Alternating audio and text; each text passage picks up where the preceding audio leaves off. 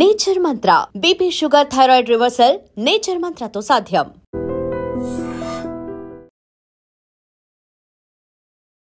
నమస్కారం, welcome to I dream. ధర్మ మార్గం విత్ విజిత కార్యక్రమానికి స్వాగతం.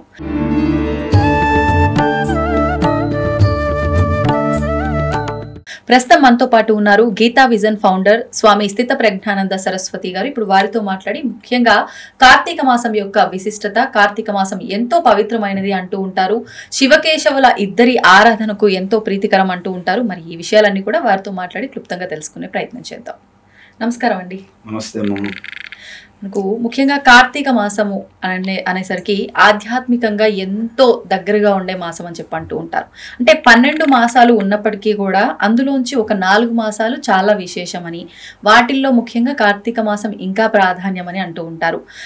దాంతోపాటు చాలా పవిత్రమైన మాసంగా కూడా భావిస్తూ ఉంటారు. ఒకసారి దాని విశిష్టత గురించి, కార్తీక మాసం విశిష్టత గురించి. వాస్తవానికి ఈ కాలం ఏదైతే ఉందో అది ఈశ్వరుడే కాలంగా ఉంటారు. ఎందుకంటే భగవద్గీతలో కూడా చెప్పారు, కాలోస్మి, నేనే కాలమై ఉన్నాను. అందువలన ఈ 365 రోజులు ఆ పరమేశ్వరుని యొక్క మహిమ విభూతిగా ఉన్నప్పటికీ ఈ 365 రోజుల్లో మనలో ఉన్న ప్రకృతి, ఈ సమష్టి ప్రకృతికి ఏదైతే అనుసంధానమై ఉన్నదో, అంటే వెష్టి సమష్టి, మైక్రోకాస్మ్ మ్యాక్రోకాస్మ్ అంటారు. అంటే ఒకటి మరిన్ని అనా? వెష్టి అంటే వ్యక్తి, సమష్టి అంటే ఇండివిజువల్, టోటాలిటీ. మనకి వాస్తవానికి మన ఇండివిజువల్ ఏదైతే ఉందో అదే దాని విస్తార రూపమే సమష్టి ప్రపంచం, విశ్వం యొక్క రహస్యం తెలియాలంటే మన నుండి తెలుసుకోవచ్చు. మన లోపల ఏదుందో అదే బయట ఉంది, బయట ఏదుందో అదే లోపల ఉంది నిజానికి. అందువలన ఈ కాలం, దేశకాలం రెండు కూడా ఈశ్వరుని యొక్క విభూతులు. అంటే శుద్ధ చైతన్య పరమాత్మ నుండి ఈ సృష్టి రావాలంటే దేశము, కాలము, వాటి మధ్య సంబంధము అంటారు.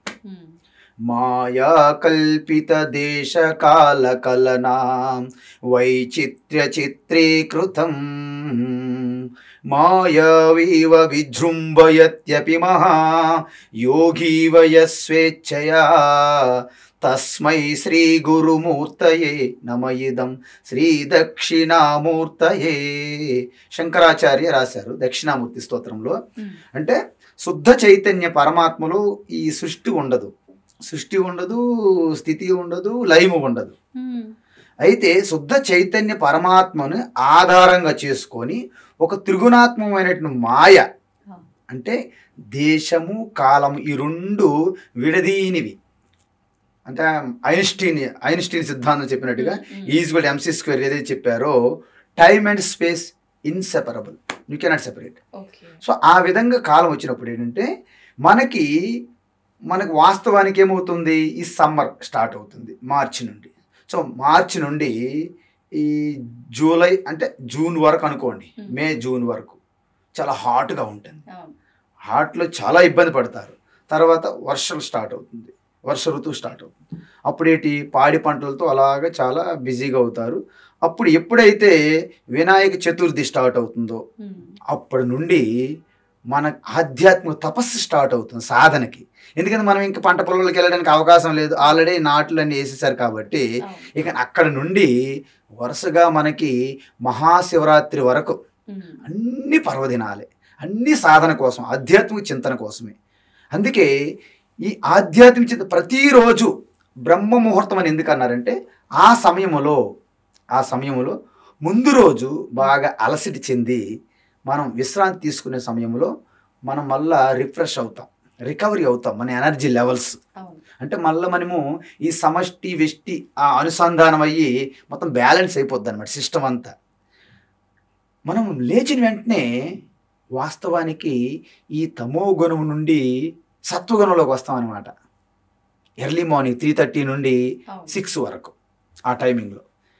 ఆ సమయంలో ఆధ్యాత్మిక తపస్సు, సాధన, చింతనకి అనుకూలమైనది.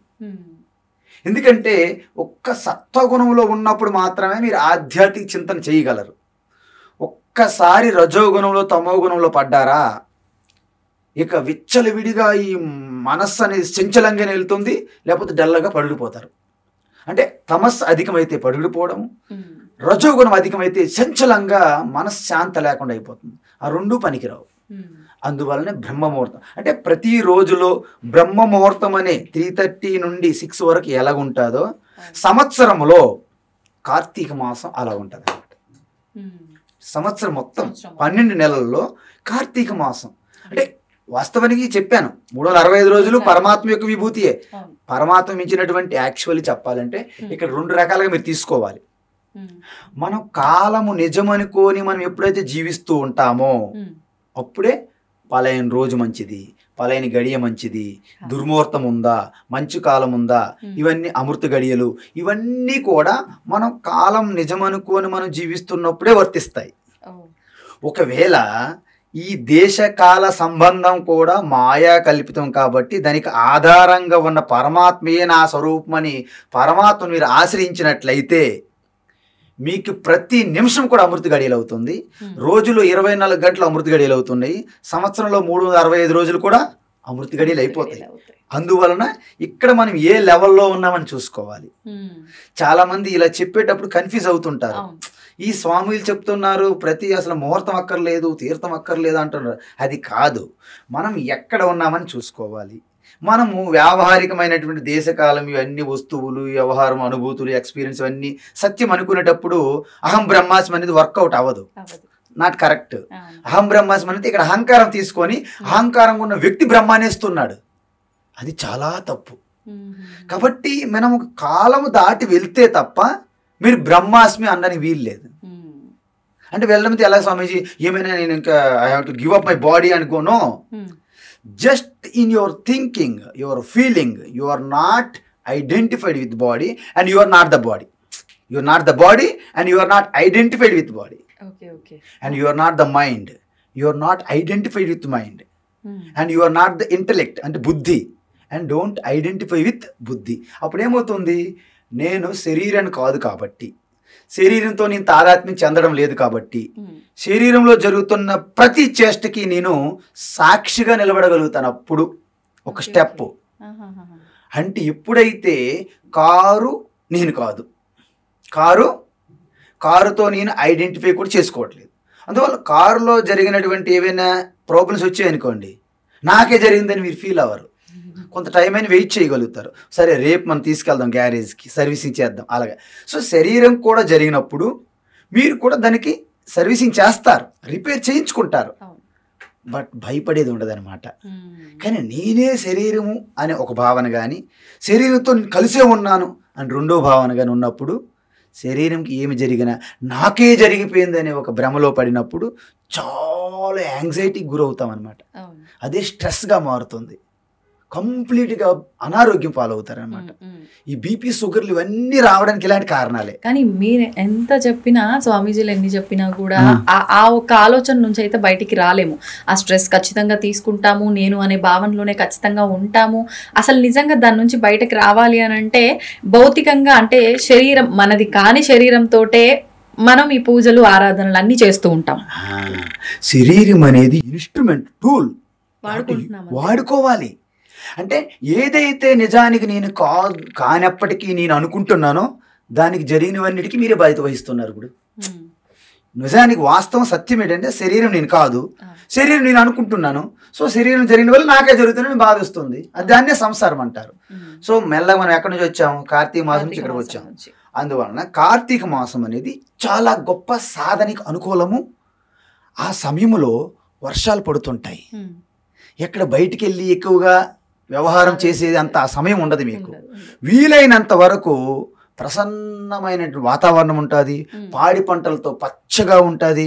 మన చుట్టూ ఉన్నటువంటి వాతావరణం అందరూ కూడా ఆ వాతావరణానికి, ఆధ్యాత్మిక సాధనకి అనుకూలంగా అనుసంధానం అవ్వగలం. మామూలు సమయంలో మీరు సాధన చేస్తే 1 గంట కాలం ఏదైనా జపం చేశారనుకోండి, కార్తీక మాసంలో 5 నిమిషాలు చేస్తే దాంతో సమానం. ఎందుకంటే మీ లోపల ఉన్నటువంటి ప్రకృతి ఏంటి, 3 గుణాలు, త్రిగుణాత్మకం. బయట ఉన్న ప్రకృతి ఏంటి, త్రిగుణాత్మకం.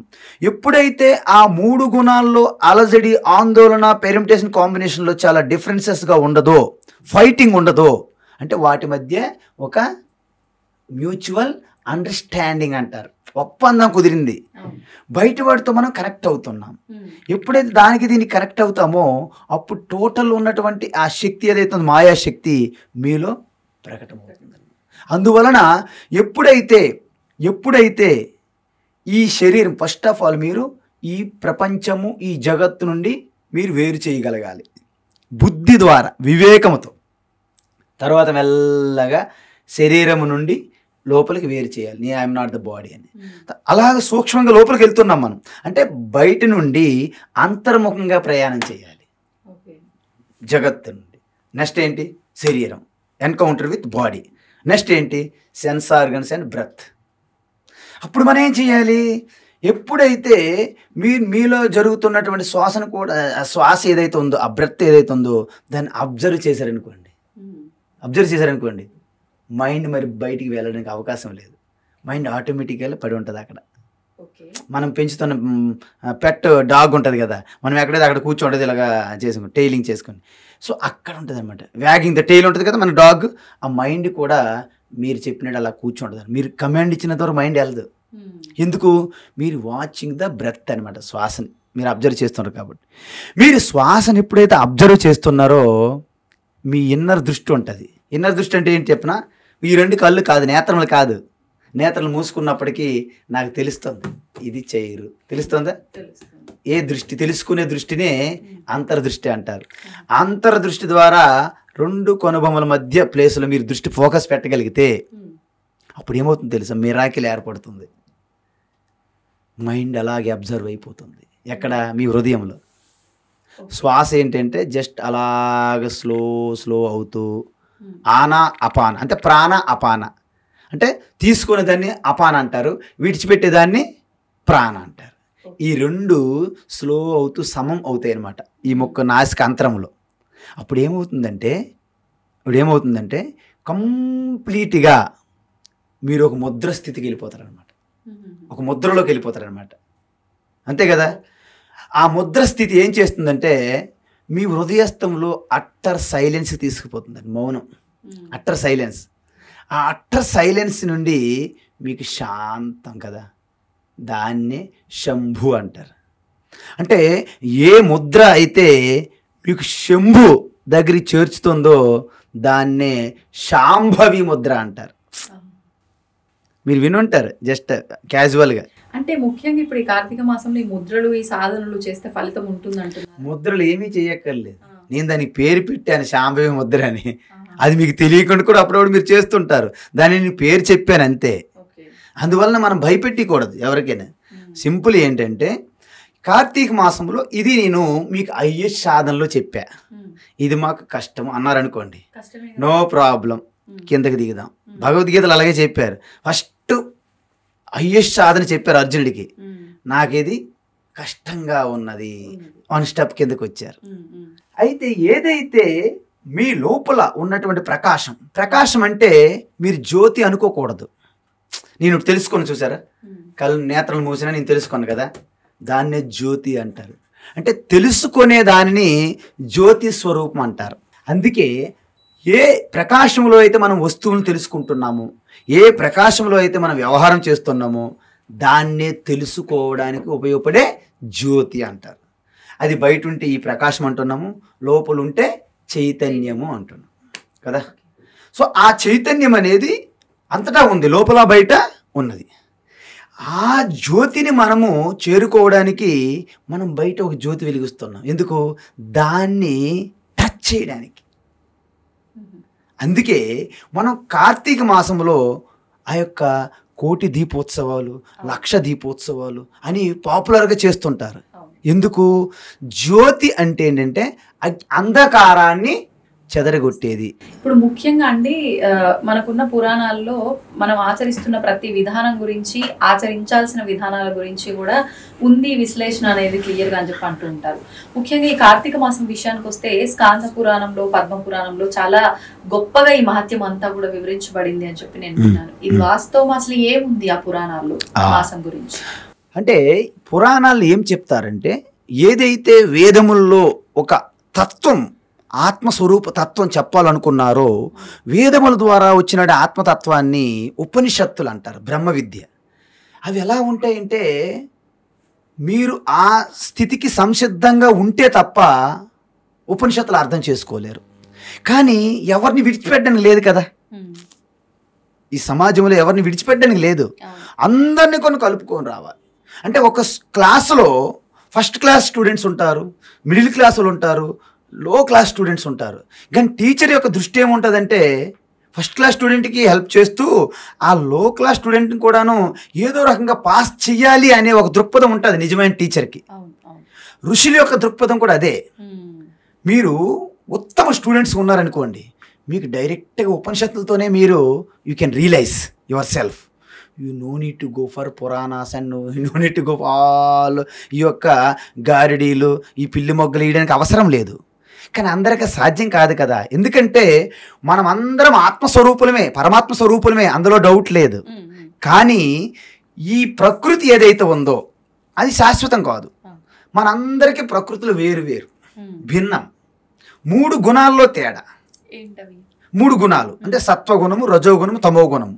ఆ 3 గుణముల నుండే మన సూక్ష్మ శరీరం అంటే మనసు, బుద్ధి, ఇంద్రియములు, స్థూల శరీరం, ఈ యొక్క స్థూల దేహము, ఇవన్నీ వచ్చాయి. సో వీటిలో ప్రతి వ్యక్తికి తేడా ఉంటుంది. వాటికి అధిగమించి అన్నిటికీ ఆధారంగా ఉన్నటువంటి ఆ చైతన్యం మన సమానం. అది సత్యం, జ్ఞానం, అనంతం, బ్రహ్మ. కాబట్టి దానిని చేరుకోవడానికి ఉపనిషత్తులు ఇచ్చినటువంటి ఉపదేశం సరిపోతుంది.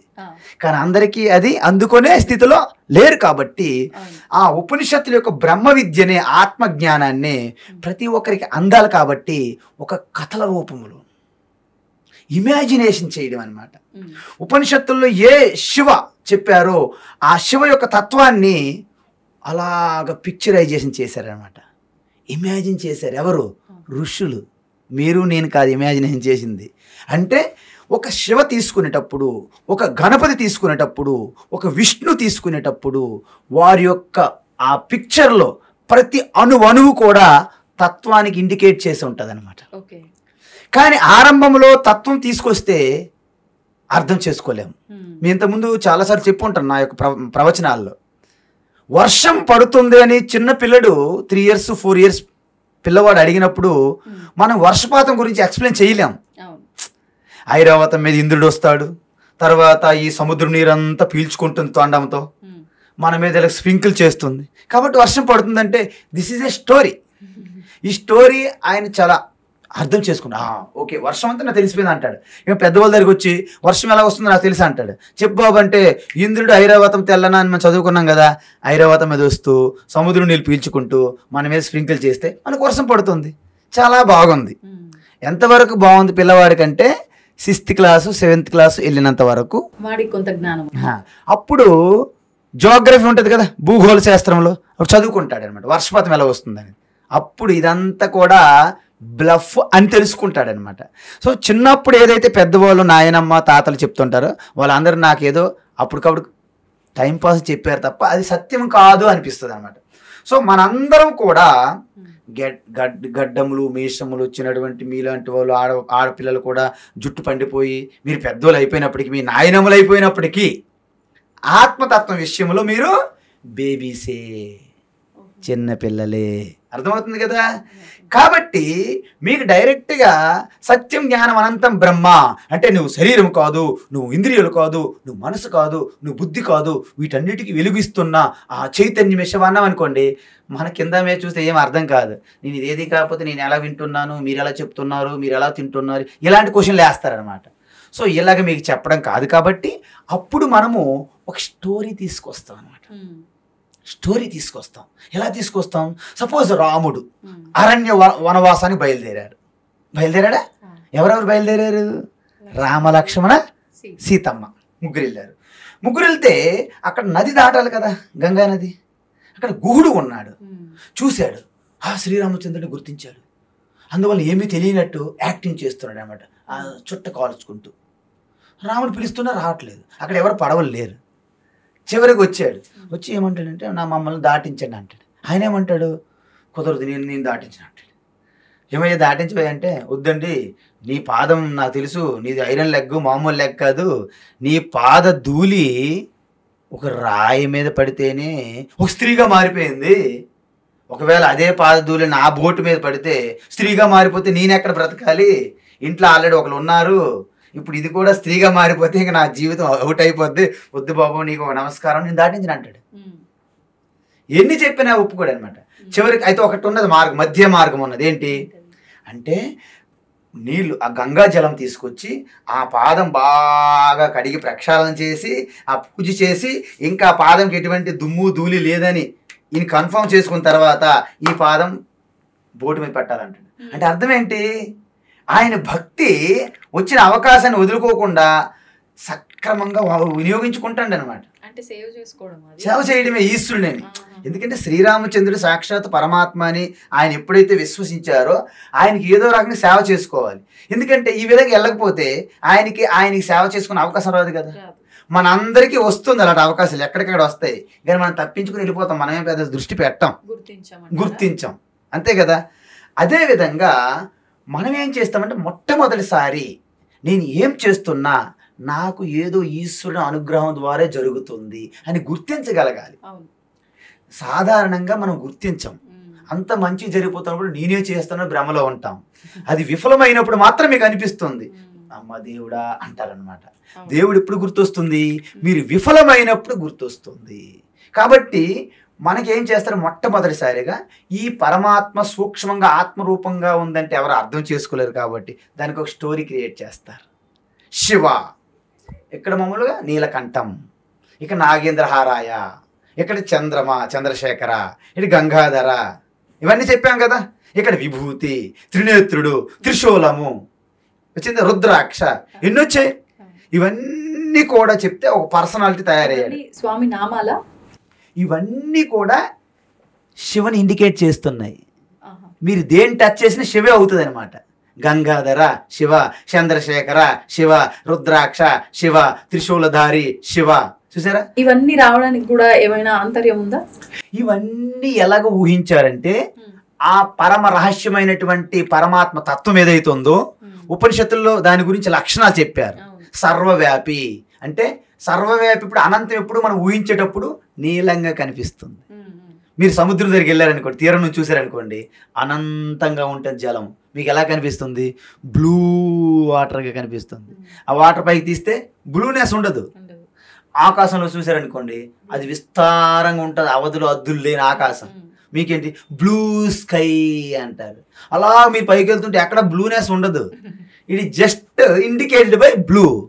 సో ద నీలకంఠ మీకు ఈజీ, అనంతం, ఆది అంతం లేని స్వరూపం కదా నీలకంఠుడు. ఓకేనా? అదే విధంగా త్రిశూలధారి అంటే ఏంటి? 3 గుణముల మాయని నాశనం చేసే శక్తి సంపన్నుడు ఎవరు? పరమాత్మే కదా. తర్వాత యావత్ సృష్టి అంతా కూడా భస్మమే, దాంట్లో ఏమి లేదు. ఇక్కడ త్రినేత్రం అంటే ఏంటి అంటే మనం 2 నేత్రముల ద్వారా నామరూపాలని చూస్తాము. నామరూపాలు అంటే దేశం, కాలం, మాయ. మాయను అధిగమించే స్వరూపం ఏంటి? జ్ఞానము. జ్ఞాన నేత్రము, త్రినేత్రుడు ముక్కంటి ఉన్నది కదా. గంగాధర, గంగా అంటే జ్ఞానము, అంటే జ్ఞాన ప్రవాహము. అంతం అవ్వదు, ఆయన జ్ఞానానికి అంతం లేదు. వేదాహ అనంతాహ అంటారు, వేద జ్ఞానము అనంతం. అందువలన దీన్ని గంగాధర్ అని చెప్పారు. ఇప్పుడు మీకు జ్ఞానము అనంత ప్రవాహం అన్నాను అనుకోండి, మీకేం గుర్తొస్తుంది? ఏదైనా ప్రవాహంగా నీరు వెళ్తే గుర్తొస్తుంది తప్ప మీకు తెలియదు. అందుకే మనం గంగా ఇక్కడ ఉన్నది కదా, హిమాలయ గంగా, ఆ గంగని ఇండికేట్ చేసి అది జ్ఞాన గంగా, శివ యొక్క జ్ఞాన గంగా. సో ఈ విధంగా ప్రతి దేవీ దేవత మూర్తి మీరు తీసుకొస్తే అన్ని నేను అలాగే చెప్తా. నేను చెప్పడం కాదు, ఆల్రెడీ శాస్త్రంలో చెప్పబడింది. పురాణంలో ఏం చెప్పాము? మనం అదే శివునికి ఊహించుకున్నాం. ఇప్పుడు అన్ని పెట్టాం, అన్ని పెడితే ఒక వ్యక్తి అయ్యారు. ఇప్పుడు ఒక వ్యక్తి అయినాడు కదా, ఆయన మగవాడిగా చూపెడతారు. ఫస్ట్ మగవాడు ఉంటే ఆడవాళ్ళు ఉండాలి కదా, ఒక ఫ్యామిలీ అవ్వాలంటే. అప్పుడు మొత్తం ఈ 3 గుణాల్లో ఉన్నటువంటి మాయాశక్తి ఉంది కదా, ఆవిడికి ఒక స్త్రీ మూర్తిగా మనం రిప్రజెంట్ చేస్తాం. ప్రకృతి యావత్తు సృష్టి ప్రకృతికి ఒక స్త్రీ రూపం ఇస్తే పార్వతీదేవి. అప్పుడు ఇద్దరికి వివాహం చేయాలి కదా. వివాహం చేస్తే ఊరుకోరు కదా, పిల్లలు రావాలి కదా. అప్పుడు గణపతి గణపతి అంటే జ్ఞానశక్తి. అందుకే చూడండి, ప్రకృతి నుండి ఏ జ్ఞానశక్తి, ప్రకృతి 2 శక్తులు ఉంటాయి. ఒకటి జ్ఞానశక్తి, 2 క్రియాశక్తి. క్రియాశక్తి ఎనర్జీ, జ్ఞానశక్తి విజ్డమ్. సో జ్ఞానశక్తి ఇండికేటెడ్ బై గణపతి, క్రియాశక్తి ఎనర్జీ ఇండికేటెడ్ బై సుబ్రహ్మణ్య స్వామి. ఎక్కడి నుంచి వచ్చాయి?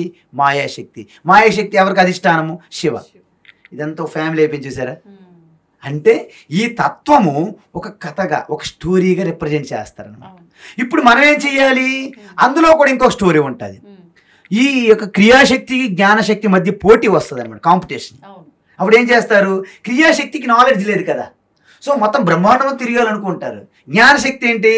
మీరు అనుకుంటున్నటువంటి ఈ సృష్టికి చైతన్యము, పురుష, ప్రకృతి, మాత. సో వారే కదా మెయిన్. వారు లేకుండా సృష్టి లేదు కదా.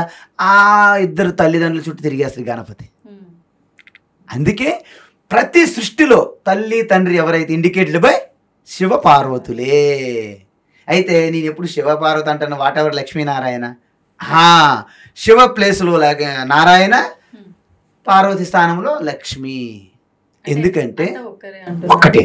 కానీ మాట్లాడుకోవడానికి మాత్రం స్వామి శివుడు లక్ష్మీదేవి సోదరులు అన్నట్లుగా చెప్తారు. అండ్ గణపతికి విష్ణుమూర్తి మేనమామ అవుతాడు అన్నట్లుగా చెప్తారు. మరి ఇవన్నీ వీళ్ళిద్దరూ ఒక్కటే అయినప్పుడు వరుస లెక్క నుంచి ఇప్పుడు ఏంటంటే, వాస్తవానికి మనం మనుష్య బుద్ధి ఎలాంటిదండి, మానవ బుద్ధి ఎలాంటిది, పురుష బుద్ధి ఎలాంటిదంటే, మనం ఏం చేస్తున్నామో ఆ దృష్టికోణంలోనే, ఆస్పెక్ట్స్లోనే చూస్తాం మనం. వాస్తవానికి ఒక చిన్న ఉదాహరణ మీకు ఇస్తా. నారాయణ అంటే పార్వతి కదా, నారాయణ చెల్లెలు కదా. ఇప్పుడు శక్తిపీఠాలు చూసుకోండి, శక్తిపీఠాలు ఉన్నాయి కదమ్మా. ఇక్కడ మనకి షోలాపూర్ దగ్గర శక్తిపీఠం ఏది ఉంది, మహాలక్ష్మి శక్తిపీఠం. శక్తిపీఠం ఒకటి ఉంది మహారాష్ట్రలో. అక్కడ లక్ష్మి, మహాలక్ష్మి శక్తిపీఠం. శక్తిపీఠం ఎలా వచ్చాయి? సతీదేవి నుండి 18 శక్తిపీఠాలు వచ్చాయి కదా. సతీదేవి అంటే శివుని యొక్క పత్నిగా చెప్తాం కదా. మరి శివుని పత్ని నుండి శక్తిపీఠాలు వచ్చినప్పుడు ఒక శక్తిపీఠంగా మహాలక్ష్మి ఎలా వచ్చింది? ఎందుకు వచ్చింది? నేనేమంటానంటే, ఇదన్నీ తప్పిదాలు, స్టోరీలు ఒకరు చెప్పడంలో కన్ఫ్యూజన్ తప్ప, వాస్తవాన్ని మీరు అనుకున్నట్టు నారాయణ చెల్లెలు పార్వతి అని కానీ, లక్ష్మీదేవి శివుని చెల్లులని, గణపతి కుమారస్వామి మేనలులని నారాయణ అలా కాదు. మనం పెళ్ళిళ్ళు చేసుకొని మన సంబంధాలుగా వాళ్ళు ఉండరు. ఒక గణపతి అంటే సృష్టి స్థితి లయకర్త, ఒక శివ అంటే సృష్టి స్థితి లయకర్త, ఒక నారాయణ అంటే సృష్టి స్థితి లయకర్త. మీకు ఎలా తెలుస్తుంది? ఒక్కొక్క పురాణం చదవండి. శివ పురాణం మీరు చదివినప్పుడు శివ సృష్టి స్థితి లయకర్త సృష్టికి, విష్ణు పురాణం చదివినప్పుడు విష్ణు సృష్టి స్థితి లయకర్త, గణపతి పురాణం చదివినప్పుడు ఎగ్జాక్ట్లీ. నేనేమంటున్నంటే, ఒక గణపతి పురాణం చదివేటప్పుడు దేవి భాగవతం చదివారనుకోండి, దేవి అల్టిమేట్. విష్ణు శివ బ్రహ్మ ఆవిడికి అనుచరులుగా పనిచేయాల్సిందే. మీకు అర్థమవుతుంది కదా. దీన్ని బట్టి ఒకదాని మీద మీరు ఎప్పుడు అలా ఉండిపోకూడదు. పురాణాలను ఏం చెప్పాను? వేదతత్వాన్ని, బ్రహ్మ విద్యని మీకు అందించాలనే ఒక ఉద్దేశంతో, ఒక మంచి ఉద్దేశంతో పురాణ కల్పన స్టోరీలు క్రియేట్ చేయబడ్డాయి. కానీ మహాభారతము, రామాయణ పురాణాలు కావు. మళ్ళీ మనము చాలా జాగ్రత్తగా తెలుసుకోవాలి. జ్ఞానము, మహాభారతము, రామాయణము చరిత్ర, అవి జరిగినవి. కాబట్టి పురాణాలు అనేవి వేదతత్వాన్ని పామరులకు కూడా అందించాలనే ఉద్దేశంతో దాన్ని షుగర్ కోటింగ్ చేసి ఇచ్చినటువంటి వేదతత్వమే పురాణం అర్థం. క్రియేట్ చేయబడిందా? కల్పించారు, ఋషులు దర్శించారు. ఉపనిషత్తుల్లో ఆత్మతత్వం, శాంతం శివం, అద్వైతం, దాన్నే శివునిగా దర్శించారు. అంటే విష్ణు మనకి సూక్తం, నారాయణ సూక్తం మీరు చూసారంటే ఎప్పుడైనా? నారాయణ సూక్తం అంతః బైహి తత్సర్వం వ్యాప్య నారాయణ స్థిత. నారాయణ ఎలాగా? మొత్తం సృష్టి అంతా లోపల బయట, మన లోపల బయట వ్యాపించి, ఆకాశం వల్ల వ్యాపించి ఉన్న చైతన్యమే నారాయణ. దానికి ఏ రూపం పెట్టగలరు మీరు? అంటే ప్రాథమికంగా బిగినింగ్ స్టేజ్లో ఒక రూపం ఇస్తారనమాట. ఆ రూపాన్ని పూజించండి.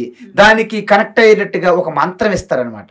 నారాయణ నారాయణ అంటే ఓం నమ శివాయ, ఓం నమో నారాయణాయ, ఓం నమో భగవతే వాసుదేవాయ, ఓం శ్రీమాత్రే నమః. ఒక మంత్రం ఇచ్చి ఒక రూపం ఇస్తారనమాట. ఎందుకు నేను ముందే చెప్పాను, మీరు ఉపనిషత్తుల ద్వారా చెప్పబడిన బ్రహ్మ విద్యను మీరు అందుకునే స్థితిలో లేరు కాబట్టి మీకు ఒక కథ, ఒక రూపం, ఒక మంత్రం, ఒక స్తోత్రం ఇవ్వడం జరిగింది. సో దానికి అనుష్ఠాన పద్ధతులు, పూజా విధానము, ఎలాగైతే మనకు అక్షరాభ్యాసం వేసేటప్పుడు ఓంకారం రాసి చేస్తారు కదా భాషలో అక్షరాభ్యాసం, ఆ విధంగా చేస్తూ ఈ కార్తీక మాసంలో చాతుర్మాస్యం అంటారు. అంటే యోగులు, సాధువులు, మహాత్ములు, సన్యాసులు 4 నెలల పాటు వర్షాకాలం కాబట్టి ఎక్కడా వెళ్ళకుండా ఒకే స్థానంలో ఉంటారనమాట. సో అక్కడ సత్సంగాలు, ఈ యొక్క అన్ని భజనలు, కీర్తనలు, మొత్తం సత్సంగం జరుగుతూ ఉంటుంది అనమాట. అందువలనే ఈ సమయం అనేది తపస్సుకి అత్యంత అనుకూలం. కానీ అది కార్తీక మాసం సగంలోనే అయిపోతుంది కదండి. కార్తీక మాసం కూడా అయిపోతుంది కదా, ఏకాదశి వరకే చాతుర్మాస దీక్షలు కంప్లీట్ అయిపోతాయి కదా. యాక్చువల్గా నవంబర్ 5 ఉంది కదా, అంటే కార్తీక పౌర్ణిమ రోజు, ఆ రోజుతో అయిపోతుంది. ఎందుకంటే ఈ టైం అయిపోయింది ఆల్రెడీ. ఇక వర్షాలు కూడా ఆగిపోతాయి. వర్షాలు ఆగిపోయినప్పుడు మహత్తులు ఒక దగ్గర ఉండరు కదా, మళ్ళీ సంచారంలో ఉంటారు కాబట్టి. సో దీన్ని అత్యంత అనుకూలమైన గొప్ప సమయముగా కేటాయించడం జరిగింది, చెప్పడం జరిగింది.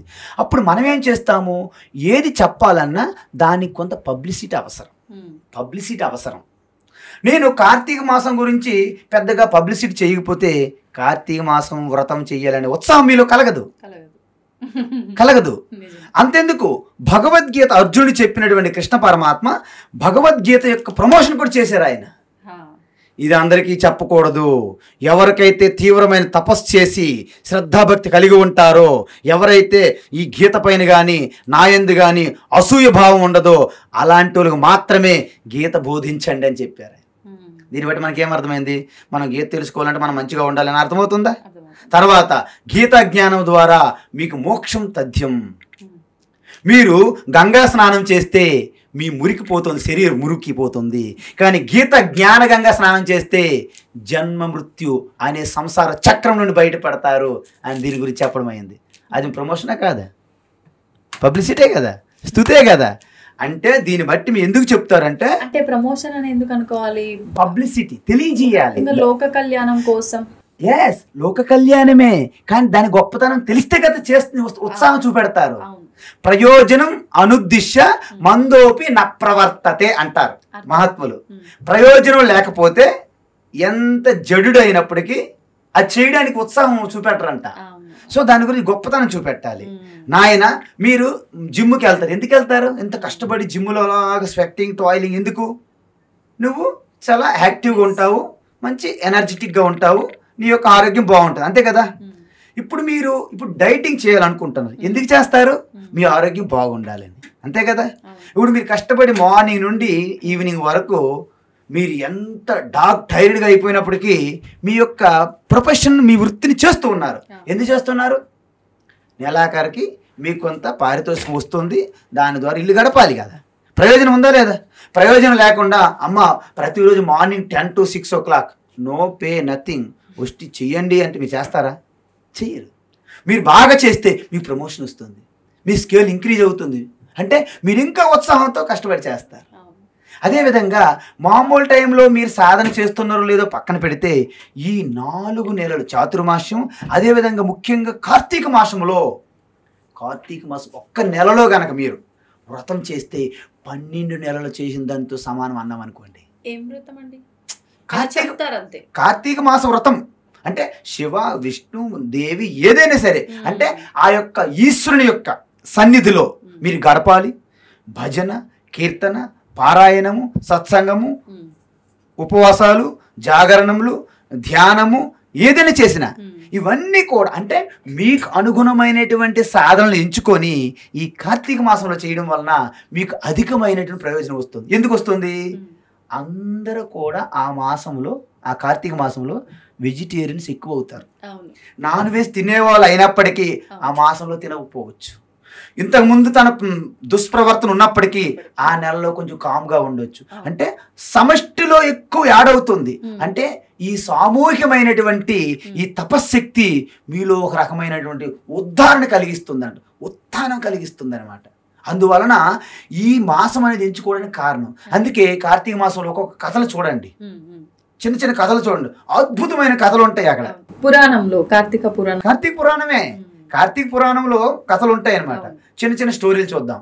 ఏంటి అంటే బయటికి పెద్ద గొప్ప సాధువుగా కనిపిస్తున్నప్పటికీ, మనకు బయటికి చెడుగా ఉన్నప్పటికీ వాళ్ళిద్దరి మీద తేడా చూపెడతారనమాట. మానసికంగా దైవ చింతన చేసుకుంటూ బయట ఏదో వృత్తి చేసుకుంటారనమాట. వాళ్ళకి ఎవరు గుర్తించరు. బయటికి అంగులు ఆర్భాటాలు చేసుకొని మానసికంగా దురలవాట్ల మీద ఆలోచించేవారు ఉంటారనమాట. వాళ్ళ యొక్క పతనము వారి యొక్క గొప్పతనం చూపెడతారనమాట. ఉదాహరణకి ఒక టెంపుల్ ఉంటుంది, అక్కడ ఒక పూజారి ఉంటాడు, ఆ పక్కనే ఒక చిన్న హౌస్లో ఒక స్త్రీ ఉంటుంది అనమాట. తన యొక్క పేదరికం స్థితి ఏదో కొన్ని పరిణామాలు, కొన్ని పరిస్థితులు ఆవిడికి ఒక చెడు వ్యవహారంలో పడేసింది అనుకోండి, ప్రారంధం. సో ఈయన ఏంటంటే ఆవిడ వైపు చూస్తూ ఆవిడకి దూషించుకుంటూ ఆవిడని తిట్టుకుంటూ మానసికంగా ఆవిడ గురించే చింతిస్తూ పూజ చేస్తూ ఉంటాడనమాట పూజారి. ఓకే, ఆవిడ ఏం చేస్తుంది, బయటికి తప్పని వ్యవహారం జరుగుతున్నప్పటికీ ఈశ్వరుని నమస్కరించి తన తప్పు వ్యవహారం కూడా జరిగిపోతుంది, కానీ మానసికంగా పరమాత్మకి కనెక్ట్ అయి ఉంటుంది. అప్పుడు ఏమవుతుంది చెప్పండి, అప్పుడు ఏం జరుగుతుందంటే పూజారి చనిపోయినప్పుడు అందరూ పూజారికి నమస్కరిస్తారు కదా, మనకి శటకోపం పెట్టాలి, తీర్థం ఇవ్వాలి, ప్రసాదం ఇవ్వాలి, అయ్యగారు నమస్కరిస్తాం కదా, కానీ లోపల మాత్రం అక్కడ ఏం జరుగుతుందో చూసుకుంటాండి ఈయన ఆలోచన. ముందు మాత్రం బంటి కొట్టేసి తిప్పేస్తుంది ఆరతి అనమాట. సపోజ్కి కథ చెప్పాను నేను, అందరూ ఏమనుకోకూడదు, నాకు ఎవరి మీద నాకు ఇది ఉద్దేశం ఏమి లేదు, సదుద్దేశంతో చెప్తున్నాను నేను. ఓకే, అయితే ఈయనకి ఊరేగించారు చనిపోయిన తర్వాత. ఎందుకు? మహాత్ముడిగా భావిస్తున్నారు సొసైటీ. ఇక లోపల ఆయన ఏంటనేది ఈశ్వరుడికి తెలియాలి. ఆవిడ చనిపోయారు, ఆవిడ చనిపోతే ఛీ ఈవిడ చండాలురాలు అనే మనుషులందరూ చేదరించుకుంటున్నారు, శరీరానికి అవమానిస్తున్నారు, ఈయన బాడీకి పూజిస్తున్నారు, ఊరేగిస్తున్నారు. కానీ శరీరానికి అవమానం పడింది, కానీ తన వాస్తవానికి పుణ్యగతి పొందింది, పుణ్యలోకాలకి. ఈయన శరీరానికి ఊరేగించారు తప్ప ఈయన వాస్తవానికి నరకం లోకంకి వెళ్ళాడు.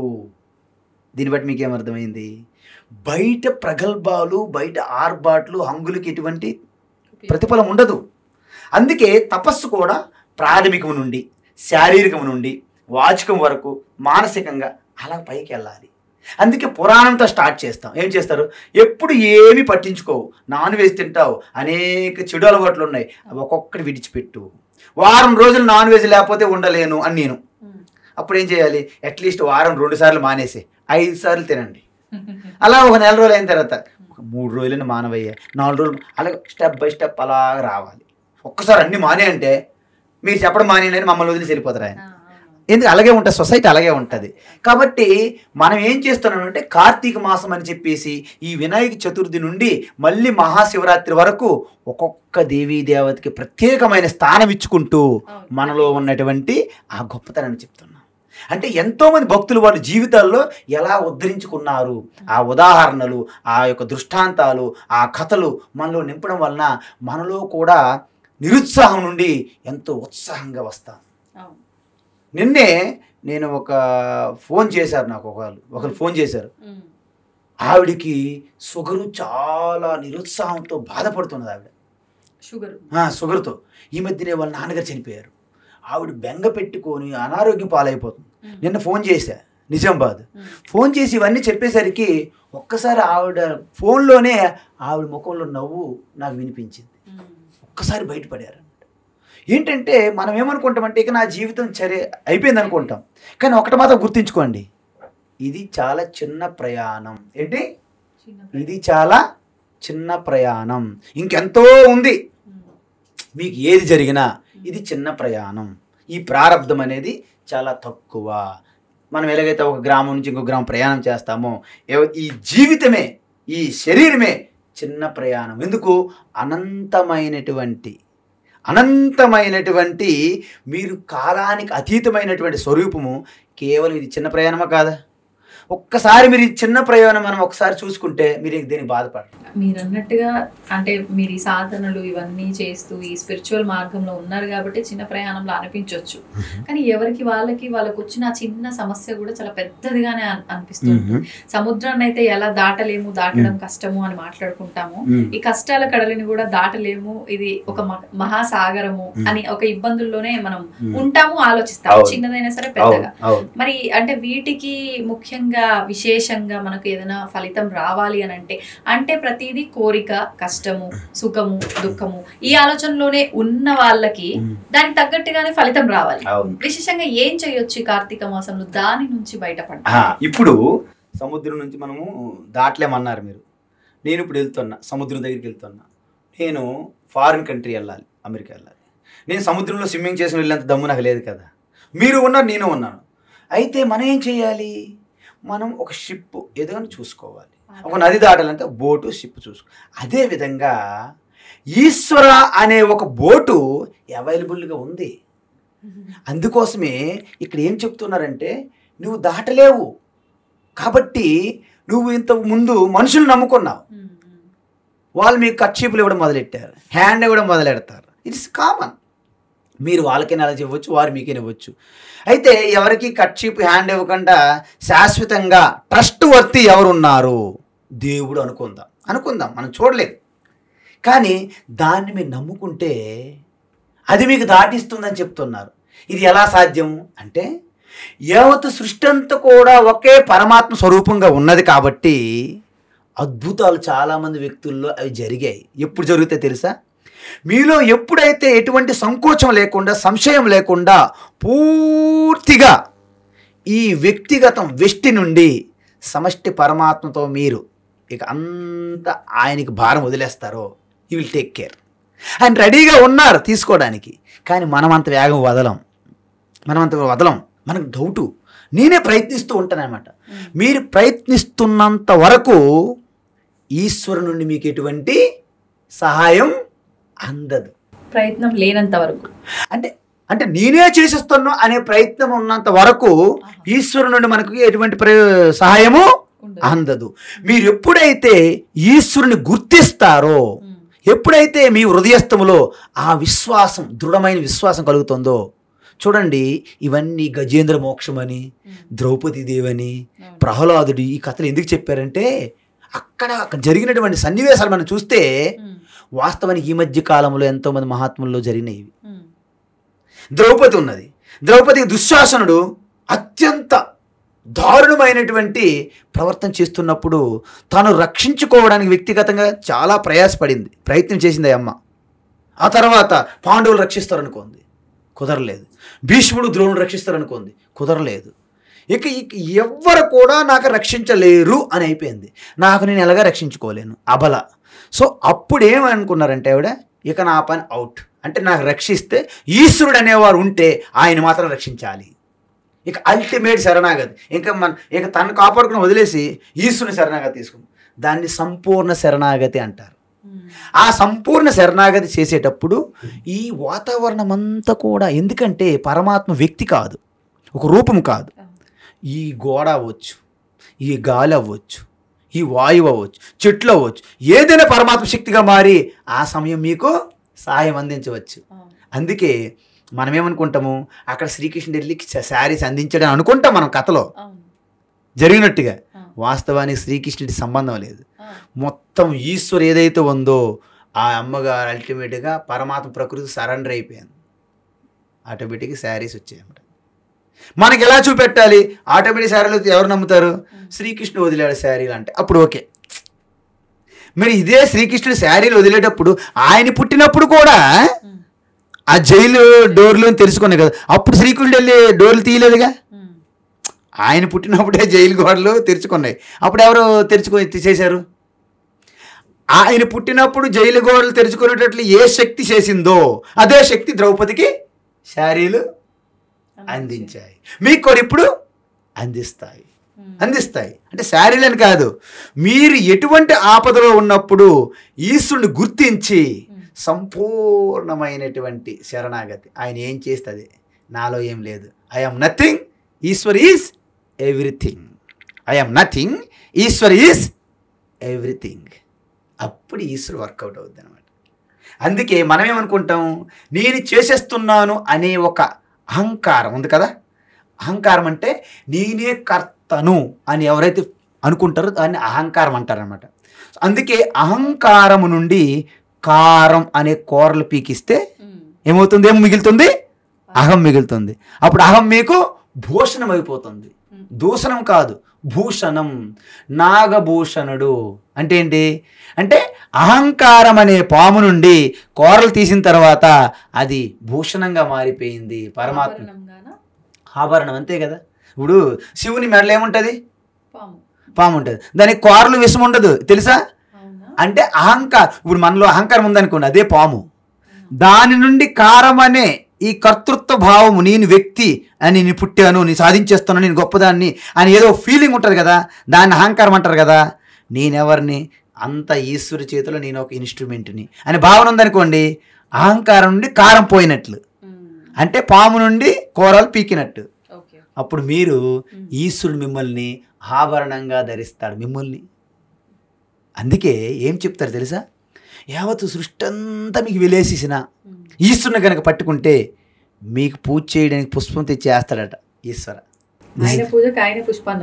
మీకు పూజ చేస్తారు, ఈశ్వర పూలతో మీకు పూజ చేస్తారు. ఎప్పుడు, యావత్తు సృష్టిని కూడా మీరు తృణప్రాయంగా విడిచిపెడితే ఈశ్వర అని పట్టుకుంటే ఆ ఈశ్వరుడు మిమ్మల్ని పూజిస్తాడు. ఇప్పుడు అంటే పురాణాలన్నీ మనందరి కోసం క్రియేట్ చేసి చెప్పబడింది, కల్పితాలు అన్నారు. అట్లా అందరికీ అర్థం అవ్వడం కోసం మీరు ఇది క్రియేట్ చేసి చెప్తున్నారా? ఇది కూడా ఎక్కడైనా ఉందా? ఏది? ఈశ్వరుడే మనకు పూజ చేస్తాడు. మహాభారతంలో సాక్షాత్ చెప్పడం జరిగింది. వ్యాస మహర్షులు అంటే మహర్షులే. శ్లోకాలు కూడా ఉన్నాయి, శ్లోకాలు ఉన్నాయి. ఇప్పుడు నేను డైరెక్ట్గా శ్లోకం అయితే చెప్పలేను, కానీ దాని తాత్పర్యం మీకు చెప్తున్నాను. ఎప్పుడైతే ధర్మముఖి కోసం మీరు పాటుపడేటప్పుడు మీకు అనేక క్లిష్టాలు, ఇబ్బందులు, బాధలు అన్నీ వస్తాయి మీకు, కానీ చెల్లించకుండా చివరి వరకు ఎవరైతే నిలబడతారో అప్పుడు మీ పక్కన ఈశ్వరుడు నిలబడతాడు. యావత్తు సృష్టి ఎగ్నిస్ట్ మీకున్నా మీకు ఎవరేం ఎందుకు, ఈశ్వరుడు మీ పక్క ఉన్నారు. కానీ అంటే సన్యాసులు, యోగులు ఇలాంటి ఒక ఆధ్యాత్మిక సాధనలో ఎన్నెన్నో సంవత్సరాలు సాధన చేసిన వాళ్ళు తప్ప సామాన్య మానవులు ఎవ్వరు కూడా చెలించకుండా ఉండటం అనేది అసలు చూసిన ప్రసక్తే లేదు. అది మీరు అనుకుంటారు మీ భ్రమ. ఎందుకంటే ఎన్నో సంవత్సరాల సన్యాసులు, యోగులు మాత్రమే ఈ దర్శిస్తారు, ఈ సత్యాన్ని దర్శిస్తారు అనుకోవడం భ్రమ. వాళ్ళు దర్శించవచ్చు, కాదని నేను అనట్లేదు. కానీ సామాన్యులు మన మధ్యలో ఉన్న వ్యక్తులు కూడా అద్భుతమైనటువంటి తత్వాన్ని దర్శించిన వాళ్ళు ఉన్నారు. చివటం అమ్మ అని ఒక ఆవిడ ఉంటారు, ఆవిడ అవధూత. ఇప్పుడు త్రైలింగ స్వామి ఇక్కడి నుంచి వెళ్ళారు కాశీ. అదేవిధంగా రమణ మహర్షి 11 సంవత్సరాల ప్రాయంలోనే ఏమీ చదువుకోలేదు, పెద్ద సాధన కూడా ఏం తెలియదు. అరుణాచలం అనగానే వెంటనే పూర్వజన సుకృతం అంతా ఒక్కసారి ఆయనకి జ్ఞప్తికి వచ్చి వెళ్ళిపోయారు. ఆయన అక్కడ 11 సంవత్సరాల పాటు ఆ గుహల్లో ఆయన తపస్సు చేసుకున్నాడు. ఒక్కసారి ఈ ఐడెంటిఫికేషను, ఈ జగత్తు, ఈ యొక్క నేము ఫేము, ఈ గొప్ప ఏవైతే అన్ని విడిచిపెట్టేశారో తన స్వరూపం ఒక్కసారి ఆయనకి జ్ఞప్తికి వచ్చింది. అప్పుడు అనుకున్నాడు ఆయన, 11 సంవత్సరాలు అనవసరం కింద మీద పడ్డానే. ఆయన చెప్పారు స్వయంగా, ఇది 11 సంవత్సరాలు చేసిన సాధన అంతా వ్యర్థం. ఇప్పుడు మీరన్న ఈ త్రైలింగ స్వామి కాశీ అయితే సాక్షాత్తు శివుడే కొన్ని వందల సంవత్సరాలు, దాదాపు ఒక 200-300 సంవత్సరాలు కాశీలో మానవ రూపంలో తిరిగాడు అని అంటుంటారు. ఆయన పుస్తకంలో కూడా, త్రైలింగ స్వామి బుక్ లో 280 సంవత్సరాలు ఉన్నారు ఆయన. నిజమా? శివుడే? శివుడు అనేది నేను ఇప్పుడే ముందు చెప్పాను మీకు. శివ అంటే యావత్ బ్రహ్మాండం అంతా శివ కంటే ఏమి లేదు. శివుని ఆజ్ఞ లేనిది, మరి శివుని ఆజ్ఞ లేని చేయమైనా కుట్టదు అంటే అర్థం ఏంటంటే బ్రహ్మాండం అంతా వ్యాపించి ఉండాలి కదా. బ్రహ్మాండం అంతా వ్యాపించి ఉన్న శివుడు ఒక్క మనిషిగా తిరిగాడంటే ఇదేమైనా మనకు మళ్ళీ విరుద్ధం అనిపించట్లేదా? మీలోన శివుడు కలుడు ఏదో పాటలు ఉంటాయి కదా. అంటే దాని అర్థం ఏంటంటే శివ వ్యక్తి కాదు, ఒక శక్తి. ఆ శక్తి ప్రకటన అవ్వాలంటే వ్యక్తి కావాలి. కరెంటు బల్బు కాదు, కరెంటు ఫ్యాన్ కాదు. మరి కరెంట్ ఏంటి? కరెంటు సమక్షంలో బల్బు వెలుగుతుంది, కరెంటు సమక్షంలోనే ఫ్యాను తిరుగుతుంది. కానీ కరెంటుకి సొంతగా ఎటువంటి రూపము లేదు. శివ సమక్షములోనే మీరు తల ఇలా ఊపుతున్నారు, శివ సమక్షములోనే చూస్తున్నారు, శివ సమక్షములోనే మీ శరీరం నిలబడి ఉన్నది. కాబట్టి శివకి రూపము, మరి మీరే చెప్తున్నారు, మళ్ళీ ఏం తిరుగుతున్నాడు అంటారు. మళ్ళీ విరుద్ధం అనిపించట్లేదా మీ మాటలు మీకు? దాని అర్థం ఏంటంటే ఈ ప్రకృతిని సమష్టి ప్రకృతిగా మీరు ఎప్పుడైతే కలపగలుగుతారో, నేను ముందే చెప్పాను, ఈ బయట ఉన్న ప్రకృతి 3 గుణాలే, ఈ 5 పంచభూతాలు కూడా 3 గుణాల నుంచి వచ్చాయి. బయట 5 పంచభూతాలు ఉన్నాయి, ఇది కూడా పంచభూతాలే. ఆ పంచభూతాల వెనక 3 గుణాలు, ఈ పంచభూతాల వెనక 3 గుణాలు. ఈ 3 గుణాలను ఇవి కూడా నాతోనే, నా సమక్షంలోనే వెలుగుతున్నాయి అనే భావనతో అది ఒక్కసారిగా రాదు. అభ్యాసం కూసు విద్య. మీకు విషయం చెప్పనా, ఈ సృష్టిలో ఇది చాలా కష్టమండి అంటుంటారు కొంతమంది. నేను ఒక మాట అంటా, కష్టం అంటూ సృష్టిలో లేదు. It is very difficult and Swamiji do you know it is very difficult. There is no difficult. అసలు డిఫికల్ట్ అనేది సృష్టిలో లేదంట. మరి ఏమున్నది? Just learning to mastery is a process. మన స్కూల్లో ఫస్ట్ జాయిన్ అయినంటే పిల్లవాడు భయపడతాడు, స్కూల్కి వెళ్ళిన ముర్రో అంటాడు, అవునా? అది పాస్ అయిపోయి 10th క్లాస్ వెళ్ళిన తర్వాత మళ్ళీ 2వ తరగతికి వెళ్ళేది భయపడతాడా? ఎందుకు? మాస్టర్ అయిపోయాడు అనమాట. అంటే there is no difficulty, there is no easy. మరి ఏమున్నది? Just process of learning to master. మీరు లెర్నింగ్లో ఉండేటప్పుడు మీరు డిఫికల్ట్ అనుకుంటున్నారు, మీరు మాస్టర్ అయినప్పుడు మీకు ఈజీ అయిపోతుంది. ఇప్పుడు చెప్పండి, డ్రైవింగ్ నేర్చుకునేటప్పుడు మనకు డ్రైవింగ్ రాదు, కార్ డ్రైవింగ్ చేస్తే మనకు చేతులు వణుకుతుంటాయి. మీరు ఆల్రెడీ డ్రైవింగ్లో బాగా నేర్చుకొని అసలు సందుల్లో గొంతుల్లో తిప్పేస్తున్నారు అనుకోండి, ఓల్డ్ సిటీలో కూడా, మీరు డ్రైవింగ్ భయపడతారా? కారు ఎప్పుడు టైం జరుగుతుందో లాగేస్తాను అనిపిస్తుందా లేదా? అంటే ఏమైంది మీ భయం? ఏమైంది మీ డిఫికల్టీ? అభ్యాసం, అవునా? అంటే మనకి మనస్సు దేనిపైన ఇది గొప్పది అనే ఒక ఇంట్రెస్ట్ ఎప్పుడైతే మీకు క్రియేట్ అవుతుందో మనస్సు ఇలా అక్కడ కూర్చుంటుంది, దాన్ని లాగేస్తుంది, మనసు అదే అయిపోతుంది. అందువలన చిన్న పిల్లలకి చదువు మీద ఇంట్రెస్ట్ ఉండదు, ఆటల మీద ఇంట్రెస్ట్ ఉంటుంది. ఎందుకు? మనస్సు ఆటల మీద గొప్ప ప్రయోజనాన్ని గుర్తిస్తుంది అనమాట. అదే మనసుకి చదువు మీద మీరు ఇంట్రెస్ట్ చూపించినట్లయితే బాగా చదివేస్తారు అన్నమాట, పిల్లలు నంబర్ 1 అయిపోతారు అనమాట. అందువలన మనస్సుకి మనం నేర్పించాలి. అందుకే మానస బోధ కావాలి మనకి. కష్టం లేదు. మీరు అన్నారు అప్పుడు యోగులు, సన్యాసులు, సాధువులు వాళ్ళేవి చేయగలరు కానీ సమాజంలో ఉన్న వాళ్ళు ఎక్కడ చేయగలరు అంటే, భగవద్గీత సమాజంలో ఉన్నవాళ్ళకి చెప్పింది, సన్యాసులకు మహత్వులకు కాదు.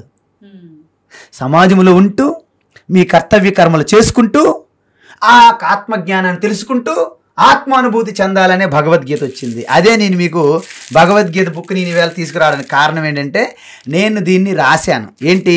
భగవద్గీతను నేను రాయలేదు, ఆ శ్లోకాలకి తాత్పర్యం ఏదైతే ఉందో అత్యంత సులభంగా స్పష్టంగా, శ్లోకం చదవడం కూడా చాలా తేలిగ్గా ఉండేటట్లు 4 పాదములుగా విడదీసి వాటికి వేరు వేరు కలర్స్తో పెద్ద ఫాంట్ సైజు పెద్దగా చేసి, ఆ యొక్క తాత్పర్యం కూడా ఉపనిషత్తుల్లో చెప్పిన తాత్పర్యం డైరెక్ట్గా అర్థమయ్యే రీతిలో, అంటే మన న్యూస్ పేపర్ అలాంటి లాంగ్వేజ్లో రాసి, కొన్ని శ్లోకాలకి బొమ్మలు కూడా, ఫొటోస్ కూడా యాడ్ చేసి ఈ బుక్ రాయడం జరిగింది.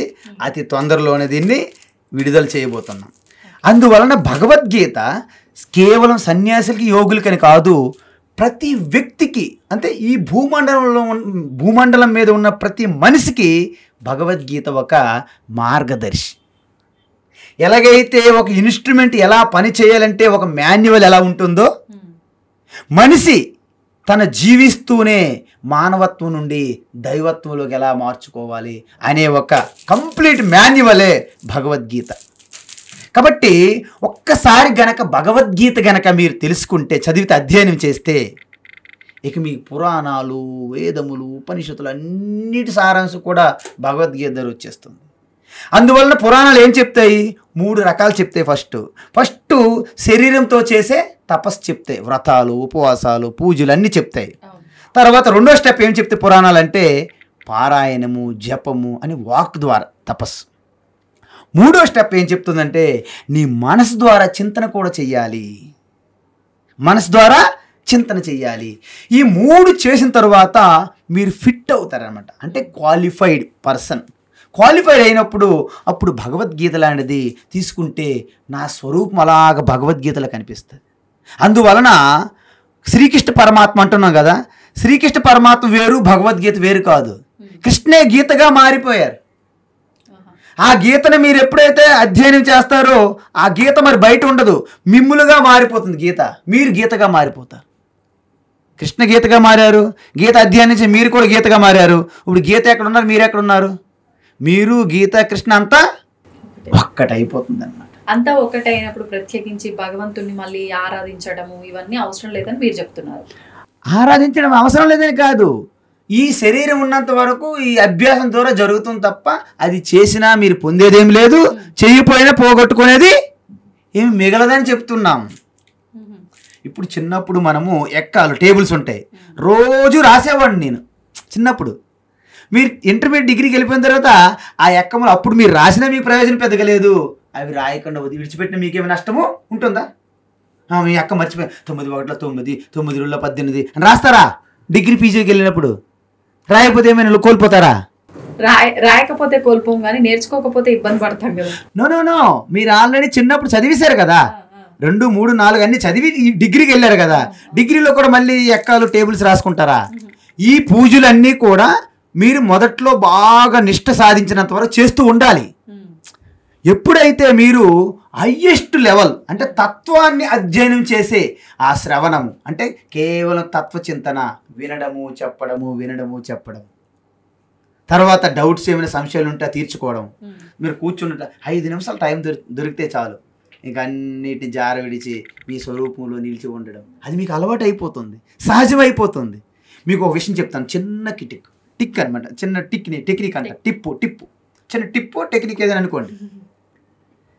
జస్ట్ శ్వాస తీసుకుంటాం కదా, పూర్తిగా శ్వాస లాగండి లోపలికి, విడిచిపెట్టేటప్పుడు జస్ట్ ఓం అనే భావన చెయ్యండి. బయటకు అనక్కర్లేదు, మళ్ళీ అందరూ వింటారు ఈవిడేంటి మారిపోయింది, మళ్ళీ డౌట్ అని మిమ్మల్ని తీసుకెళ్ళిపోతారు ఎక్కడికి హాస్పిటల్కి. చాలా ప్రాబ్లం అనమాట ఇదంతా సమాజంతో. కాబట్టి మీ లోపల మీరే విడిచిపెట్టేట ఓం అనే భావన చెయ్యండి. ఇది 24 గంటలు శ్వాస జరుగుతుంది కదా. ఎవరికైనా సరే శ్వాస ఆపేసి ఎవరైనా పడుకుంటున్నారా? అంటే శ్వాస తీసుకొని విడిచిపెట్టేటప్పుడు ఓంకారం ఫీల్ అయితే అది హయ్యెస్ట్ ధ్యానం అయిపోతుంది. దానివల్ల మీరు డైరెక్ట్గా డివైన్ పవర్ కనెక్ట్ అయిపోతారు అనమాట. ఇక మీరు ఈ కార్తీక మాసాలు అనేవి నిరంతరం కార్తీక మాసంలో ఉంటారు అన్నమాట మీరు. అందువలన మనం ఒక జ్యోతి వెలిగిస్తాం కదా, ఆ జ్యోతి ఏంటి? జ్యోతి ఏం చేస్తుంది? అజ్ఞానం అనే చీకటి పైన జ్ఞానం అనే జ్యోతి విజయం సాధించడమే దీపావళి. అందువలన ఆ యొక్క జ్ఞాన జ్యోతికి మనం స్వాగతం పలుకుతున్నాం. అదేవిధంగా కార్తీక మాసములో 1,000,000 దీపోత్సవాలు, 1,00,000 దీపోత్సవాలు ఎన్ని చేసినా, ఎన్ని జ్యోతులైనా కాంతి ఎన్ని? కాంతి ఒకటా అనేకమా? ఒకటే. వెలుతురు ఒకటే కదా, జ్యోతులు అనేకం, కానీ కాంతి ఒక్కటే. అందువలన మనం బయట జ్యోతి వెలిగిస్తూ మనం ఏం ప్రార్థించాలి? బయట వెలుగుతున్న జ్యోతి నా యొక్క లోపల ఉన్న అజ్ఞాన మోహాన్ని తొలగించి ఆత్మజ్యోతిని ప్రకాశించుగాక అని భావన చేసి జ్యోతి వెలిగించాలి. మనమేమనుకుంటాము? జ్యోతి అంటే నిజంగా జ్యోతి అని అనుకోకూడదు. ఈ చైతన్య జ్యోతికే ప్రతిరూపంగా మనం బయట జ్యోతి వెలిగిస్తున్నాము. కార్తీక జ్యోతి బయట వెలిగిస్తున్నాము. ఆ జ్యోతిని చూస్తే మన లోపల ఉన్న చైతన్యం జ్యోతి ప్రకాశించినప్పుడు దాని చుట్టూ ఉన్నటువంటి అజ్ఞాన అంధకార ఈ మోహ భ్రాంతులన్నీ చల్లా చెదురైపోతాయి. అందుకే ఎప్పుడైతే ఇక్కడ ఆత్మజ్యోతి 3వ నేత్రంగా మనం ప్రతిరూపంగా చూసేటప్పుడు అక్కడ మోహము భ్రమలు పోతాయి. అందుకే మన్మథ దగ్ధం అంటే ఏంటి? మన్మథ ఇండికేటెడ్ బై మోహము, భ్రాంతి, అజ్ఞానం. అందుకే దానికి మనం ఏమంటాం? స్టోరీ చెప్పాం. శివుడేమో ధ్యానంలో ఉంటాడు, పార్వతి ఎంత తపస్సు చేసినా ఆయన లేవడు, ఆవిడికేమో కలపాలి, ఇద్దరు కలపకపోతే బిడ్డ రాకపోతే తారకాసురుడు వధ జరగదు. ఏదో స్టోరీ కథ. అప్పుడేమవుతుంది? వీళ్ళకి హెల్ప్ చేయడానికి దేవతలందరూ నానా కష్టాలు పడుతుంటారు. అప్పుడు మన్మధుడికి రతీదేవి పంపిస్తారు. అక్కడ మొత్తం అంతా వసంత ఋతువుని క్రియేట్ చేస్తారు. అంటే ఇంకిద్దరు కలవాలని. ఆయన సామాన్య ధ్యాని కాదు కదా, గొప్ప మెడిటేషన్లో ఉంటాడు. అప్పుడు ఒక్కసారి మన్మధుడు పూలబాణం వేస్తాడు. అప్పుడు శివుడు అనుకుంటాడు, నాకు అసలు ఎటువంటి చలనం అయ్యే పరిస్థితి లేదు, నన్ను కనీసం డిస్టర్బ్ చేసే శక్తి లేదు. ఎవరు ఏంటి చూస్తాడు? చూసేసరికి ఎదురుగా మన్మధుడు ఉంటాడు. 3వ కన్ను తెరుస్తాడు, దగ్ధమైపోతుంది. ఇదంతా స్టోరీ. ఎప్పుడైతే నేను చెప్పినట్టు ఈ బయట జ్యోతి మీ ఆత్మజ్యోతిగా మీరు తెలుసుకునేటప్పుడు మనస్సు, బుద్ధి, శరీరం, ఇంద్రియములను కూడా మీ యొక్క ఇన్స్ట్రుమెంట్లుగా మీరు చూడగలుగుతారు. అందులో వాటి వల్ల జరుగుతూ ఉంటాయి. కానీ అయాం అంటే నేను అనే ఒక్కదాన్ని పట్టుకోండి. అయాం, మిగతా జారిపోతాయి. అంటే ఇవన్నీ ఆలోచనలన్నీ జారిపి ఒకే ఆలోచన మిగిలి ఉంది. ఏంటది? శివోహం, నేను శివ అని ఉన్నది. చివరికి నేను శివ అనేది కూడా జారిపోవాలి. ఎందుకు? నేను శివ అనేవారు కూడా మిగలరు అక్కడ. కేవలం శివే ఉంటుంది. శివ అంటే వ్యక్తి కాదని చెప్పాను కదా. సో వ్యక్తే లేడు అక్కడ, ఇంకేమున్నది? అంత ఒక శక్తిగా ఉంది. అది తెలుసుకుంటే అదే ఆత్మజ్యోతి, అదే శివ. అందుకే అంతర్జ్యోతి బహిర్జ్యోతి ప్రత్యగ్జ్యోతి పరాత్పర జ్యోతిర్జ్యోతి స్వయం జ్యోతి ఆత్మజ్యోతి శివోస్మ్యహం. బయట జ్యోతి, లోపల జ్యోతి, అన్నిటికంటే జ్యోతుల్లో కల్లా గొప్ప జ్యోతి అదే స్వయం జ్యోతి. మీరే ముట్టించడానికి ఎవరు ముట్టించిన జ్యోతి కాదు అది. అది స్వయం సెల్ఫ్ షైనింగ్, సెల్ఫ్ ల్యూమినస్. ఆ యొక్క స్వయం జ్యోతి ఏంటి? ఆత్మజ్యోతి. ఆత్మజ్యోతి ఏంటి? శివ. శివ ఎవరు? అహమస్మి, నేనే శివ అని చెప్తారనమాట. అందుకే దాన్ని ఎలా చెప్పారు ఉపనిషత్తుల్లో, వేద మంత్రాల్లో? న తత్ర సూర్యో భాతి న చంద్రతారకం నేమా విద్యతో భాంతి కుతోయమగ్ని తమేవ భాంతమనుభాతి సర్వం తస్య భాస సర్వమిదం విభాతి. మనం ఆర్తి ఇచ్చేటప్పుడు ఇది పాడాలి ఈ మంత్రం. హారతి ఇచ్చేటప్పుడు ఈ మంత్రం చెప్పాలి. చాలా మంది తెలీదు. కర్పూర గౌరం కరుణావతారం సంసార సారం భుజగేంద్రహారం సదా వసంతం హృదయారవిందే భవం భవానీ సహితం నమామి. ఇది పాడేస్తుంటారు. దీనికి ఆర్తికి సంబంధం లేదు. మీకు 2 మంత్రాలు చెప్పాను ఇప్పుడు, ఒకటి శ్లోకం, ఒకటి మంత్రం. నతత్ర సూర్యోభాతి అంటే ఇప్పుడు నేను ఇలా కళ్ళు మూసుకున్నాను, ఇంద్రియములన్నీ బయట నుంచి విస్మరించేశాను. నేను బాడీ కాదు, బాడీ ఆల్రెడీ నా యొక్క ఎరుకలో తేలుతుంది. బాడీ, ఇంద్రియములు కూడా నేను కాదు, మనసు నేను కాదు. ఇవన్నీ నేను కాదనేటప్పుడు వాటితో తాదాత్మ్యం, ఐడెంటిఫికేషన్ ఉండదన్నమాట. సో వాటి మీద ధ్యాస పోయిందనమాట. అప్పుడు కేవలంగా ఏకం ఎరుకగా మిగిలి ఉన్నాను కదా. మిరుకుగా ఉన్నా అంటే మీకు తెలుస్తుంది నేనున్నాను, నాకు తెలుస్తుంది. ఆ తెలుసుకునే తత్వాన్ని జ్యోతి అంటారు చెప్పాను కదా. ఇప్పుడు బయట ఏదైనా వస్తువులు మనం చూడాలంటే మనం వెలుతురు ఉండాలా? బయట పట్టపగలు వెలుతురు ఎక్కడి నుంచి వస్తుంది? సూర్యుడి నుంచి వస్తుందమ్మా, మంచిది. రాత్రిపూట ఈ యొక్క లైట్లు కానీ చంద్రుడు కానీ వెలుతురు చూస్తాము. మరి ఇప్పుడు ఈ 2 లేవు. ఓకే, 2 లేవు. కళ్ళు మూసుకున్నారు, స్వప్నంలో అన్ని వస్తువులు చూస్తున్నారు. మరి స్వప్నంలో ఏ సూర్యుడు వెలుగుతున్నాడు? ఏ చంద్రుడు వెలుగుతున్నాడు? ఏ తెలంగాణ పవర్ హౌస్ నుంచి మీకు ఎలక్ట్రిసిటీ వస్తుంది? లేకపోతే ఆంధ్రప్రదేశ్ పవర్ హౌస్ నుంచి ఎలక్ట్రిసిటీ వస్తుందా? లేదు. ఏ వెలుగులో మనం చూడగలుగుతున్నా? అది ఆత్మజ్యోతి, స్వయం జ్యోతి. అక్కడ నతత్ర సూర్యోభాతి. చూసారా మంత్రం అర్థం? వేద మంత్రం చూడండి. నతత్ర సూర్యోభాతి, అక్కడ సూర్యుడు వెలగలేడు. నా చంద్రమా, చంద్రుడు వెలగలేడు. నా నక్షత్రాలు, నా విద్యుత్ మెరుపులు, ఎటువంటి జ్యోతులు వెలగలేవు. మరి సూర్యుడు చంద్రుడు వెలిగించలేని ప్లేస్లో నువ్వు ఒక చిన్న హారతి వెలిగించగలవా? కుతో అయం అగ్ని. ఏ విధంగా నేను అంటే నీకు సూర్య చంద్రుడు కూడా వెలిగించలేరు నిన్ను. ఎందుకు? వాళ్ళ వెలుగుకి నువ్వు కారణము. ఈ చిన్న కర్పూరం పెట్టి నేను వెలిగిస్తున్నా. చూసారా? అంటే సృష్టిలో ఫస్ట్ నీ తర్వాతనే నిన్ను అనుసరించే సర్వం సృష్టి అంతా వెలుగుతుంది. అందుకే సూర్యమండలంలో ఏదైతే ఆత్మశక్తిగా ఉనికిగా ఉందో అది మీ హృదయస్థంలో ఉంది. ఆదిత్య హృదయం. ఆదిత్య ఎక్కడ ఉంటాడు? సూర్య ఆదిత్య అంటే ఎక్కడ ఉంటారు?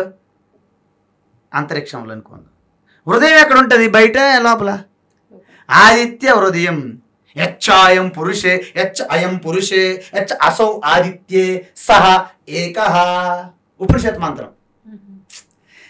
నా హృదయస్థంలో గుండె చప్పుడు వెనక ఉన్నటువంటి ఆ స్ఫురణ ఎరుక ఏదైతే ఉందో ఇది సూర్యమండలం లోపల ఉన్నటువంటి ఒక ఉనికిగా ఉన్నది. ఇది ఒక్కటే. ఇది తత్వం అన్నమాట. అయితే మీరు అన్నట్టు అంత సులభం కాదు. నీ సులభం నేను అనలేదు. మనకి డ్రైవింగ్ రాకముందు కార్ డ్రైవింగ్ అంటే భయం, నేర్చుకున్న తర్వాత సులభం అయ్యింది. అవునా? అందుకే ఉపనిషత్తు మంత్రాలను కూడా ఏం చెప్పారంటే మన అందరం పడుకొని ఉన్నాం, మనం వ్యవహారం చేస్తున్నాం, కానీ ఉపనిషత్తుల ఋషుల దృష్టిలో మనం పడుకున్నట్టే లెక్క. ఎందుకంటే మీరు స్వప్నంలో ఎంత పని చేసేస్తున్నా మేల్కొన్న వ్యక్తి దృష్టిలో అది పడుకున్నట్టే లెక్క, మీరు నిద్ర నుంచి మేల్కొన్నంత వరకు. ఇప్పుడు మనం ఎంత పని చేసేస్తున్నా ఆత్మ దర్శనం, ఆత్మ తత్వం దృష్టిలో ఇది నిద్రతో సమానం అన్నమాట. అంతే కదా.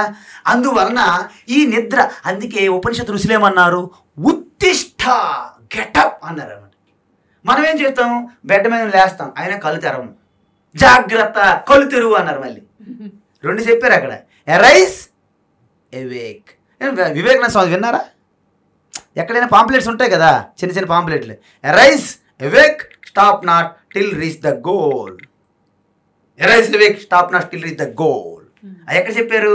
ఉపనిషత్తు, కఠోపనిషత్తు మంత్రం అనమాట. అంటే ఉత్తిష్ట అంటే గెటప్ అయినా మన వాళ్ళు చాలా మంది కళ్ళు తెరవరు. కిచెన్ అనుకొని వాష్రూమ్లోకి వెళ్ళిపోతారు, వాష్రూమ్ అనుకుని కిచెన్లో దూరిపోతారు. ఎందుకు? కళ్ళు తెరవరు కదా, లేవడం అయితే లేచాం కానీ. అందుకే జాగ్రత్త, ఎవేక్. అయితే మనం ఏం చేస్తున్నాము, వాస్తవానికి చైతన్య స్వరూపం ఎప్పుడైనా పడుకుంటుందా? నిద్ర లేదు కదా. సూర్యునికి పగలు రాత్రులు ఉంటాయా? సూర్యునికి ఉండవమ్మా, మనకుంటాయి. ఇప్పుడు పరమాత్మ, శుద్ధ చైతన్య పరమాత్మ పడుకోవడం ఉంటుందా? మరి మనం ఉదయాన్నే సుప్రభాతాలు ఎవరో పాడుతున్నాము, లేపుతున్నాము. అంటే మనం ఆ భావనలో ఉన్నాం కాబట్టి. నేను అదే చెప్పాను, మన దృష్టిలోనే పగలు రాత్రులు ఉన్నాయి, సూర్యునిలో ఎలగలేవో, మన దృష్టిలోనే పరమాత్మ మనం మేల్కొలుపుతున్నాము, సుప్రభాతాలు పాడుతున్నాము. కానీ అదే పరమాత్మ ఉపనిషత్తులు ఏం చెప్పారు, నాకు మీరు సుప్రభాతాలు పాడకండి, మీకు మీరు సుప్రభాతాలు పాడుకోండి అని ఉపనిషత్తులు చెప్తుంటే మనం ఏం చేస్తున్నాము, రోజుకు ఒక సుప్రభాతం రాస్తున్నాం ఒక్కొక్క దేవత పేరు మీద. అర్థమవుతుంది కదా. కాబట్టి మన సుప్రభాతాలు మనం రాసుకోమని చెప్తుంది ఉపనిషత్తు. పురాణం ఏమంటుందంటే, ముందు నా సుప్రభాతాలు రాయండి, తర్వాత మీరు రాసుకుంటారు కానీ పురాణం చెప్తుంది అనమాట. అంటే పురాణంకి ఉపనిషత్తు తేడా ఏంటమ్మా, స్టెప్ బై స్టెప్ ప్రాసెస్ అనమాట. అందువలన మీరు ఏ స్థితిలో ఉన్నారో ఆ స్థితి విడిచిపెట్టకూడదు. నేల విడిచి సాము చేయరాదు అన్నారు, విన్నారా? నేల విడిచి సాము చేయకూడదు. మీరు ఎక్కడున్నారో అక్కడే ప్రారంభించాలి. మిమ్మల్ని ఒక్కసారి అమ్మ మీరు పూజ చేస్తున్నారు, చాలా శ్రద్ధ వ్యక్తి, పూజలు వేస్ట్ అని అనుకోండి, ఆ పూజలు చెయ్యరు. ఇటు మెడిటేషన్ తత్వం అర్థం కాదు, రెండింటికి చెడ్డ రేవడిగా మిగిలిపోతారు. అందువలన ఎదుటి ఉన్న వ్యక్తుల యొక్క స్థితిగతులను మనం అంచనా వేసి మనం చెప్పాల్సి ఉంటుంది అనమాట. కాబట్టి ఉపనిషత్తులు, ఋషులు, సన్యాసులు, మహాత్ములు చెప్పింది ప్రతి మనిషికి వర్తించదు. ఎందుకు? వాళ్ళ సంసిద్ధత బట్టి వర్తిస్తుంది అనమాట.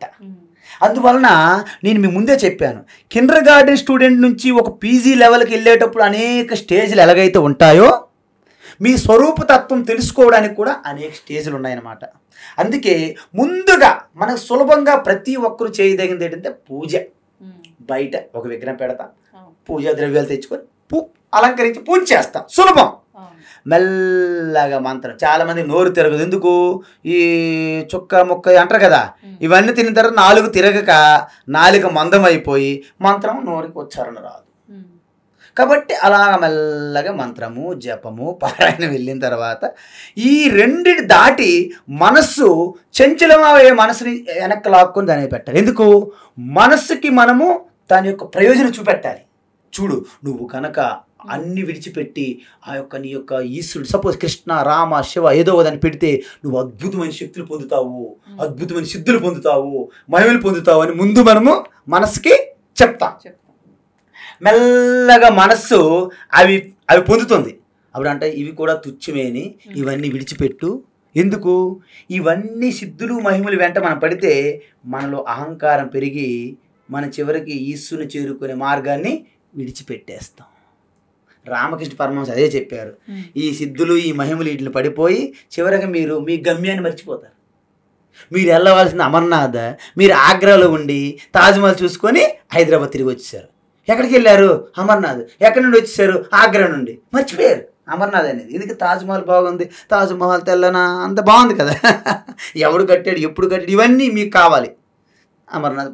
కాబట్టి మన టార్గెట్, మన లక్ష్యం, మన గమ్యం మనం పెట్టుకోవాలి. అందువలన ప్రతి ఒక్కరు కూడా ఆత్మస్వరూపులు అయినప్పటికీ మీరు ఉన్నటువంటి స్వభావం ఒకటి కాదు. మనం 4-5 ఉన్నాం ఇక్కడ. మన అందరిలో ఒకటే ఆత్మస్వరూపం, పరమాత్మ ఒక్కటే. కానీ మన అందరి నలుగురు యొక్క బుద్ధులు వేరు వేరు, నలుగురు మనసులు వేరు వేరు, నలుగురు ఇంద్రియాలు వేరు వేరు, నలుగురు శరీరాలు వేరు వేరు, నలుగురు ఇంట్రెస్ట్లు వేరు వేరు, అలవాట్లు వేరు వేరు, నలుగురు తినే ఫుడ్ వేరు వేరు. ఎవరు ఏం ఫుడ్ తింటున్నారో ఎవరో తెలుసు. కాబట్టి ఇన్ని భిన్నంగా ఉన్నాయి, కానీ మనందరం కూడా విభజించలేము. భిన్నంగా ఉన్నాం. We are different but not divided. You understand? Yeah, ఇది సత్యం అన్నమాట. దీన్నే సత్యం, జ్ఞానం, అనంతం బ్రహ్మ. అందుకే మీరు చూడండి, ఒక లాస్ట్ ఒక మాట చెప్తున్నాను. శుద్ధ చైతన్య పరమాత్మ ఆత్మస్వరూపంగా అణువణువు వ్యాపించి ఉంది. దానికి అజ్ఞాన భ్రమ అనేది తోడైతే కలిపితే జీవాత్మ అయింది. ఏమైంది? జీవాత్మ. అంటే జీవాత్మని చూడండి, జీవాత్మ ఈజ్ ఈక్వల్ పరమాత్మ ప్లస్ అజ్ఞానం. మరి జీవాత్మ నుండి అజ్ఞానం తీస్తే ఏమవుతుంది చెప్పాలి మీరు. జీవాత్మ ఈజ్ ఈక్వల్ పరమాత్మకు అజ్ఞానం కలిపితే జీవాత్మ అయింది కదా. ఇప్పుడు అజ్ఞానం యువతలు తీసుకొస్తే ఏమైంది? జీవాత్మ మైనస్ అజ్ఞానం ఈజ్ ఈక్వల్ టు పరమాత్మ. కాబట్టి ఇదే మీరు గుర్తుపెట్టుకోవాలి. అజ్ఞానము యాడైతే బ్రహ్మ కాస్త జీవుడిగా మారిపోయాడు. జీవుడు అజ్ఞానం పోతే బ్రహ్మ. అర్థమవుతుందా? అది అందుకే నేను ఎప్పుడైతే అజ్ఞానం యాడైందో అహంకార బయటకు వస్తుంది అనమాట. నేను కర్తను, నేను చేసేస్తున్నాను, ఇంటిని నేను మోస్తున్నాను. కానీ అహంకారం నుండి కర్తృత్వ భోక్తృత్వం అనే కారం పోయినప్పుడు, కూరలు తీసిన తర్వాత ఏమైంది? శుద్ధ చైతన్యమే. చిదానంద రూప శివోహం శివోహం. తవ్వండి, తవ్వుతున్న శివలింగం. సరే, దాన్ని అట్లా కప్పేసేయండి, చూపించదండి. Krishna is there. మూర్తి పూజ కాదు, సాక్షాత్ బ్రజేంద్ర నందన భగవాన్ ఉన్నారు మూర్తిలో. ఏమీ ఆశించకుండా ఆరాధించే వాళ్ళు కూడా ఉన్నారా ప్రభుజీ? నిజమైన భక్తి అంటే మనకు తెలియదు కాబట్టి